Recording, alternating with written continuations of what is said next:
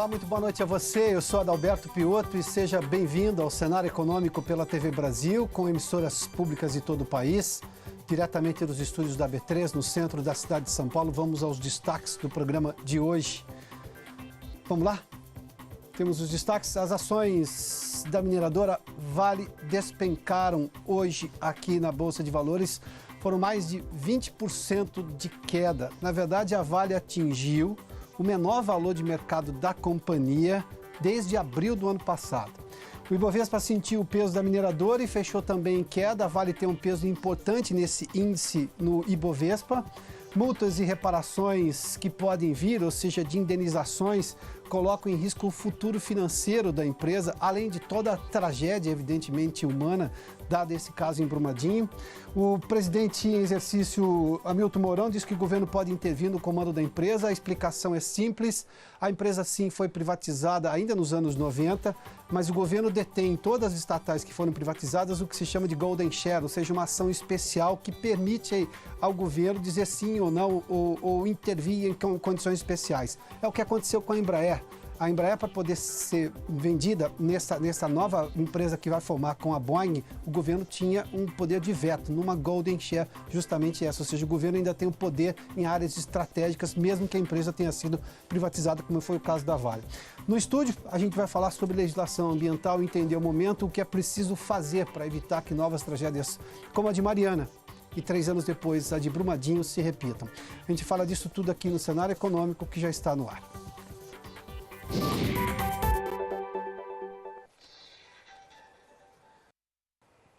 A tragédia humana e ambiental da cidade de Brumadinho, no interior de Minas Gerais, já conta 60 mortos e 292 desaparecidos. A gente vai ver algumas cenas do local onde aconteceu o rompimento dessa barragem, a barragem da mina do Córrego do Feijão, no início da tarde de sexta-feira, além de todo o impacto sobre as famílias e as vítimas, o maior impacto, diga-se de passagem, abre uma discussão sobre os parâmetros usados para se construir e fiscalizar barragens.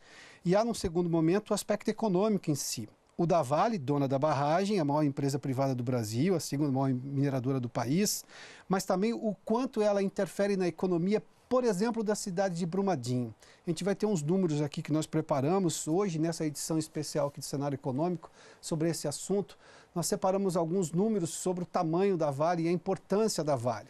A importância econômica da Vale e, claro, o quanto que essa tragédia atinge as pessoas num primeiro momento, com o desaparecimento de pessoas, com a morte de pessoas, com o impacto humano, sobretudo, e depois ambiental na região. Mas o que isso pode advir de uma empresa que tem um poder econômico gigantesco e uma influência imensa na vida das pessoas. Vamos entender um pouquinho o tamanho da Vale para compreender exatamente a importância deste caso sobre outros aspectos também, além, evidentemente, é sempre bom frisar, do gigantismo, do dano humano e ambiental que aconteceu com o rompimento dessa barragem. Vamos lá. A Vale é a segunda maior mineradora do mundo, a primeira em produção de minério de ferro no mundo, a segunda em níquel e a maior, ou até então era a maior empresa privada do Brasil. Vamos entender um pouco mais alguns números. O peso da empresa Vale sobre vários aspectos. No índice Bovespa, esse índice Bovespa eu já fiz menção aqui, é um índice fictício de algumas empresas para tentar entender como anda o mercado de ações no país. A Vale é a segunda em peso no Ibovespa. Do Ibovespa como um todo, ela responde por 10,7%. Daí a razão de por que o Ibovespa caiu hoje, porque a Vale caiu muito e, obviamente, puxou o Ibovespa para baixo. A gente vai ver esses números daqui a pouquinho. No índice de sustentabilidade empresarial, é um índice específico dentro aqui da Bolsa que reúne empresas comprometidas com o meio ambiente, que passam por uma análise rigorosa antes de fazerem parte do índice de sustentabilidade empresarial. Só para citar uma coisa, a Vale tinha saído em 2016 do índice, ficou 2016, 2017 e 2018 fora do índice de sustentabilidade empresarial, porque ela estava tomando medidas que justificassem o seu retorno. Por quê? Porque a Vale era uma das empresas acionistas da Samarco, quando houve aquele caso em Mariana, do rompimento da barragem, que também fez vítimas e um dano ambiental gigantesco. Ficou esses 3 anos fora, voltou no índice desse ano, que entrou em vigor agora no começo de janeiro. E para você ter uma ideia, é o primeiro lugar no índice. com 15% de participação no índice de sustentabilidade empresarial. Esse índice é tão importante também, obviamente que não é mais importante do Ibovespa, porque aqui as empresas passam por um rigor técnico com questões sustentáveis, tanto de meio ambiente quanto de relacionamento com pessoas, de relacionamento com o público, ou seja, empresas que têm uma série de demandas judiciais contra ela têm dificuldade de fazer parte do índice. E, obviamente, se tem problemas ambientais também. A Vale voltou ao índice agora, e esse índice normalmente tem uma valorização no final do ano maior do que o do Ibovespa, ou seja, o que dá a ideia de que investir em empresas socialmente responsáveis, sustentáveis, tem um retorno maior, inclusive para o investidor. Dado esse caso, obviamente, que envolve a Vale agora, isso pode passar, segundo as regras do Índice de Sustentabilidade Empresarial, por uma reavaliação. Mas, nesse momento, a Vale está no primeiro lugar e tem 15% do índice deste ano. Em Brumadinho, na cidade de Brumadinho, 65% da arrecadação de impostos do município vem da Vale. Sem contar o número imenso de pessoas, de famílias que dependem da Vale porque trabalham para a Vale. Ou seja, para quem é do interior de São Paulo como eu, sabe, por exemplo, o peso de algumas empresas. Da minha cidade, eu estou falando lá da década de 70, os anos 80, se uma usina fechasse, a cidade ficava desempregada, porque boa parte da cidade trabalhava na usina, porque foram exatamente indutores de desenvolvimento naquelas regiões. É o caso de Brumadinho com a Vale, por exemplo, e de outras tantas cidades pelo país, sobretudo em Minas Gerais. O prefeito de Brumadinho fez menção, inclusive, nesse final de semana, comentando o problema, dizendo que parte das indenizações que forem feitas deveriam ser dirigidas à prefeitura, porque a prefeitura corre o risco, obviamente, se você tem menos produção de minério de ferro ali e você vai ter problemas ambientais, a boa parte da estrutura da Vale não vai poder funcionar até que as investigações apontem o problema do rompimento da barragem, ou seja, você não tem arrecadação de impostos. Ele fez menção que a cidade tem uma situação muito positiva em relação à saúde e educação e, obviamente, usa do orçamento que vem dos impostos. Parte disso, importante, 65% vem da Vale. Vamos entender um pouquinho, porque há aspectos econômicos envolvidos e eles são importantes porque eles também têm peso social. Vamos lá. Para entender um pouquinho das medidas tomadas pela Vale, eu vou antecipar agora pouco a última que foi dada agora há pouco por Luciano Ciani, que é diretor de finanças em relações com investidores da Vale, numa entrevista coletiva agora há pouco. Ele disse que cada família, independentemente das indenizações que vão ser calculadas posteriormente, algumas com mediação da justiça, independentemente disso tudo, a Vale vai pagar para cada família com pessoa desaparecida ou morta. Nessa situação, o pagamento já começa agora, R$100 mil para cada família. É uma ação da empresa que, eu repito, ele fez questão de dizer isso, não tem nenhum envolvimento com as indenizações futuras, que obviamente serão calculadas, porque isso leva em conta uma série de fatores, o dano à família, a possibilidade de ganho que aquela pessoa desaparecida, morta, evidentemente, ou acidentada que ficou com alguma situação difícil para poder voltar ao trabalho, se faz um cálculo de vida, de o quanto que ela poderia gerar de recursos para a família, enfim, isso aí é um outro cálculo que normalmente passa pela justiça, mas aqui a Vale vai dar 100 mil, já informou que vai pagar a título imediato para poder confortar e atender essas famílias nesse momento mais difícil. Vamos lá, criação de 2 comitês independentes de assessoramento extraordinário ao Conselho de Administração, formados na maioria por membros externos independentes de reputação ilibada e com experiência nos temas de que se ocuparão, a serem indicados pelo Conselho. O que a Vale está querendo fazer aqui é ter um comitê, independentemente do que a polícia vai fazer, do que a justiça vai fazer, do que qualquer outro órgão de fiscalização vai fazer, a Vale vai fazer a sua apuração e fornecer esses dados todos e, obviamente, vai trazer gente externa para que haja lisura no processo. Foi uma explicação dada há pouco também pelo executivo de finanças da empresa. A suspensão da política de remuneração aos acionistas, a Vale não vai pagar dividendos aos acionistas neste momento para segurar o caixa da empresa e poder atender eventualmente os gastos que a empresa terá agora para poder recuperar a área e atender as famílias. Consequentemente, o não pagamento de dividendos e juros sobre capital próprio, ou seja, quem tem ações da Vale, num primeiro momento, não vai receber mais os dividendos.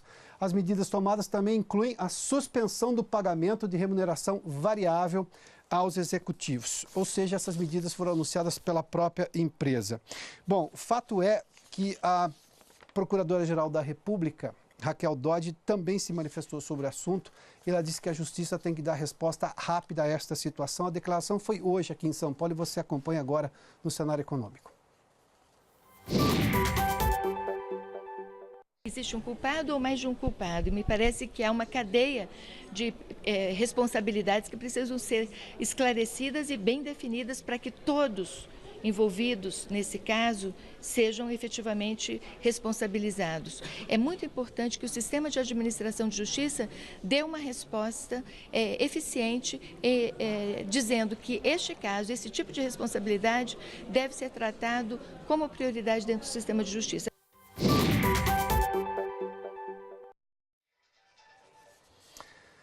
O presidente em exercício, Hamilton Mourão, disse hoje que o governo discute a possibilidade de intervir na diretoria da Vale, hoje comandada por Fábio Schwartzman.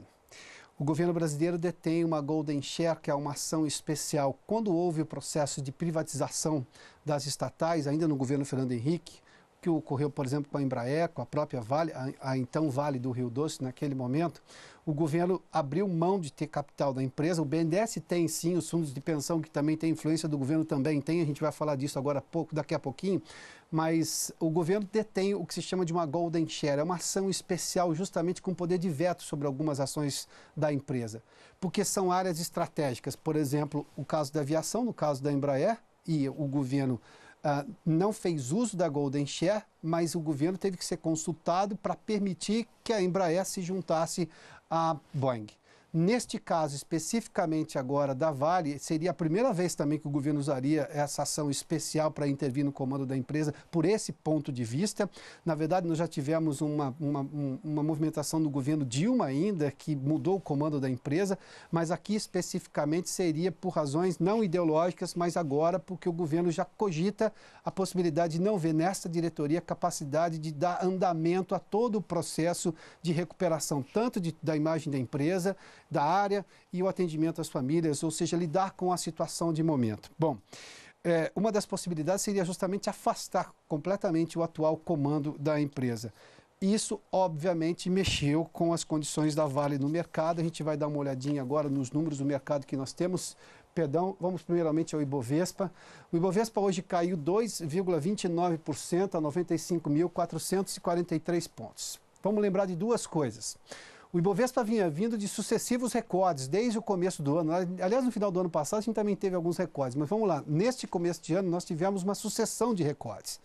E já se mirava quando que o Ibovespa atingiria os 100 mil pontos. Me lembro que perguntado dia desses por um amigo jornalista, vamos nos preparar para os 100 mil pontos. Eu falei assim, tem uma série de coisas que precisa acontecer de uma forma muito tranquila para que o Ibovespa chegue aos 100 mil pontos. Não que não haja possibilidade da economia brasileira atingir esse ponto. Tanto é que boa parte das outras ações negociadas aqui não caíram. O que nós tivemos foi justamente o peso da Vale, que tem mais de 10% no Ibovespa, nesse índice principal aqui da B3, a Vale caiu 24%. Vamos lá, rapidamente. Nos primeiros 30, 20 minutos de abertura da Bolsa, hoje às 10 horas da manhã, antes das 10h30, a Vale já tinha caído 19%. Teria caído inclusive na sexta-feira, porque o episódio, o dano, a tragédia aconteceu na sexta-feira no começo da tarde. Nova York, onde a Vale tem papéis negociados também, já apontou que haveria uma queda importante do Ibovespa, das ações da empresa. Tanto que caiu as ADRs, são ações negociadas lá na Bolsa de Nova York, onde a Vale tem ações negociadas também, além da B3. E, obviamente, como o mercado não abriu na sexta-feira, porque foi feriado municipal aqui em São Paulo, hoje, na segunda-feira, com todo o episódio, o mercado já pegou e saiu vendendo as ações da Vale, que caíram 24,04%, chegou a 42,65 centavos. Para se ter uma ideia, no Ibovespa, olha só, o Ibovespa caiu puxado por Vale. Hoje a gente tem classicamente uma explicação de por que uma ação de uma empresa cai com fatos relevantes relacionados ao seu negócio. Por que a ação da Vale caiu propriamente? Você se lembra que tempos atrás, quando tivemos a greve dos caminhoneiros, as ações da Petrobras caíram, mas eu disse aqui, olha, caíram por uma questão política, mas daqui a pouco sobem rapidamente, porque as pessoas, assim que terminasse a greve dos caminhoneiros, os próprios caminhoneiros iam ter que consumir combustíveis. De uma forma ou de outra, quem distribui é a Petrobras. Então, a Petrobras voltou a se revalorizar. Mas era uma situação externa. Neste caso, o caso de Brumadinho interfere diretamente no caixa da empresa. Se interfere diretamente no caixa da empresa, ela vai repassar menos dividendos. E agora, nós anunciamos há pouco aqui, a própria empresa já anunciou que não vai pagar dividendos para reforçar o caixa, justamente para atender às demandas mais urgentes, que é, por exemplo, atendimento das famílias, recuperação da área, pagamento de eventuais multas. Nós estamos falando de algumas multas no entorno de bilhões que a empresa pode ter que pagar. Vamos lá. Mas a Vale caiu 24% hoje. Em 2018, veja o tamanho que a empresa era. Ela se valorizou 31%. Quem comprou uma ação da Vale no primeiro dia útil de janeiro e vendeu no último dia de dezembro, ganhou 31%. Era a lógica da empresa. Até o dia 24, ou seja, até a quinta-feira, antes da tragédia na sexta, a Vale já tinha se valorizado este ano, e ela foi uma das empresas que puxavam o Ibovespa para cima, 10%, 10,1%. Vamos seguir aqui para entender um pouco mais. Quem são os acionistas da Vale? Está aqui, Litel Participações com 19,14%. Quem é a Litel Participações? São vários fundos aqui. O BNDES não, o BNDES é o Banco Nacional, BNDES para participações, o BNDES tem participação na empresa. Bradespar, que é do Banco Bradesco, que também caíram as ações, só para você ter uma ideia, nós temos ações da Bradespar aqui, porque boa parte do Bradespar está na Vale e caíram 24,49%. Vamos lá. A Litel Participações são aqueles fundos de pensão das estatais. Banco do Brasil, Caixa Econômica Federal, o Petros, que é da Petrobras, que detém, e foram os fundos que compraram boa parte das empresas quando foram privatizadas lá atrás. A Litel Participações representa esses fundos. Tem como investidor individual a maior parte, 19,14%. O BNDES tem 7,6%. Bradespar, 6,30%. BlackRock, que é outro fundo de investimentos, 5,98%, e Mitsui, que é um outro fundo internacional, 5,42%. Isso é para dar uma ideia de quem é que manda na Vale do ponto de vista acionário, né? As ações da Bradespar, que eu já apontei aqui, o dólar comercial caiu hoje 0,17% a R$ 3,76, a R$ 3,76 hoje o negociado dólar. Bom, o presidente Jair Bolsonaro fez hoje uma nova cirurgia para religar os intestinos e se livrar da bolsa de colostomia que foi colocada desde aquele episódio, quando ele sofreu o atentado ainda na campanha, passou por todo o final da campanha, o momento de transição e o início do governo. A Priscila Kerst está agora no hospital Albert Einstein aqui em São Paulo e tem informações. A cirurgia foi hoje, demorou praticamente pouco mais de 9 horas. Priscila, boa noite, bem-vinda aqui ao Cenário Econômico. Boa noite, Piotr. Boa noite a todos. De acordo com o boletim de ocorrência, a cirurgia durou 7 horas e terminou por volta de 13h30 da tarde. Nesse procedimento foi feita a reconstrução do trânsito intestinal com a ligação do intestino delgado ao intestino grosso.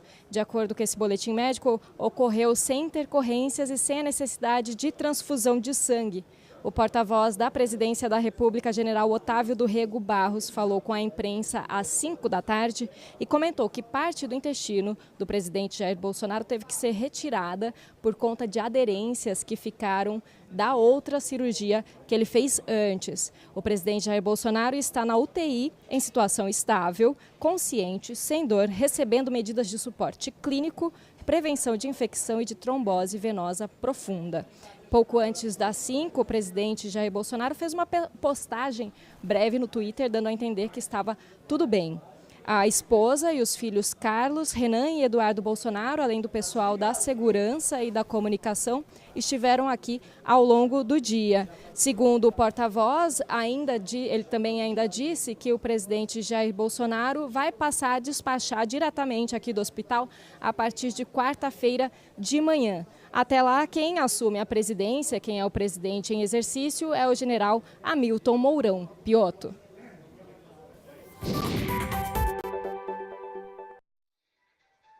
Muito obrigado, Priscila. A gente faz um intervalo, daqui a pouco a gente volta com outras informações do caso envolvendo a empresa Vale e também sobre a economia brasileira nesta segunda-feira. Logo depois do intervalo a gente volta em instantes.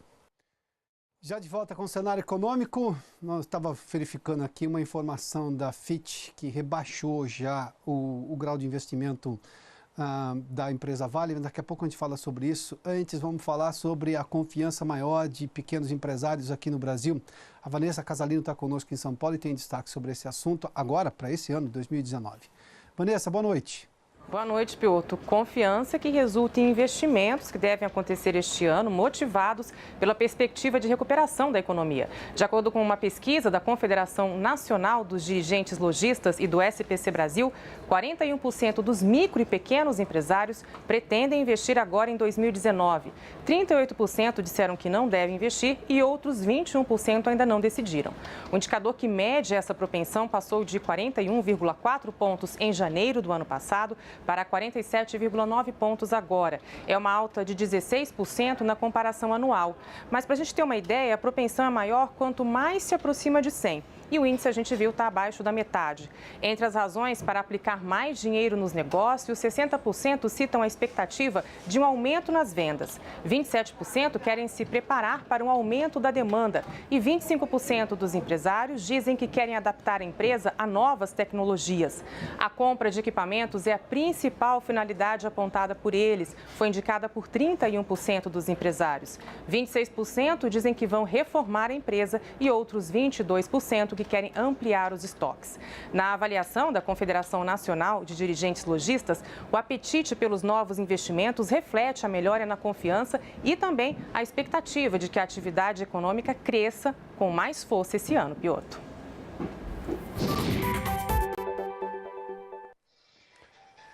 Muito obrigado, Vanessa. Bom, só vale mensurar, ou melhor, voltar a falar de um outro ponto sobre a questão do Ibovespa hoje. Caiu e caiu bastante porque Vale caiu, Vale tem um peso importante, mas boa parte das outras ações se mantiveram em condições positivas, ou seja, este caso da Vale é específico. Bom, é específico, tanto é que duas agências já olham dos agências de classificação de risco já olham para a empresa Vale de uma maneira diferente agora. Uma já tomou uma decisão, a Standard & Poor's tinha decidido mais cedo que colocou as ações, o grau de risco da empresa, a análise da empresa, no momento de verificação da atual situação, prometendo a possibilidade, ou melhor, veiculando a possibilidade que poderia rebaixar a classificação da empresa. A Fitch, que é uma outra agência de classificação de risco, já rebaixou de BBB+, para BBB-. Isso indica várias coisas, o potencial da empresa de pagar seus credores, o quanto que a empresa pode ser lucrativa, o quanto que ela pode receber investimentos que vale a pena investir. Quando eu rebaixo o grau da empresa pelas agências de classificação de risco, que fale-se um outro aspecto, já erraram bastante, mas nesse caso, obviamente que é um fato negativo para a Vale também, isso impacta no poder financeiro da empresa nos próximos tempos. Tanto é que a justificativa da própria Fitch e da Standard & Poor's, que colocou a Vale em momento de análise, é justamente o mesmo. A empresa terá custos elevados para atender a todas as demandas, tanto de recuperação da empresa, quanto de pagamento de eventuais indenizações às famílias, de recuperação da capacidade de extração em algumas plantas dela, como o caso de Brumadinho, uma fiscalização mais dura por parte de órgãos de governo, ou seja, órgãos fiscalizadores, e isso obviamente impacta no custo da empresa, que terá que fazer uma série de alterações. Evidentemente que esse assunto vai ser discutido e isso gerará um custo para a empresa, além das multas que podem chegar a valores bilionários, isso sai do caixa da empresa. Bom, essa é a situação, a gente viu, portanto, a Fitch já tomou essa decisão, a Standard & Poor's, que é uma outra agência de classificação de risco, ainda não decidiu, mas diz que a Vale está sob análise e pode tomar essa decisão também. Bom, o cenário econômico termina aqui, obrigado pela sua companhia, pela audiência, obviamente que nós teremos uma discussão ainda longa sobre o papel das agências fiscalizadoras, a questão ambiental, quais os parâmetros que devem ser seguidos numa hora de fiscalizar uma empresa como essa. Mas a gente vai continuar cobrindo a economia do país aqui no Cenário Econômico nos próximos dias. Obrigado pela sua companhia, pela audiência. Boa noite a você. Até amanhã.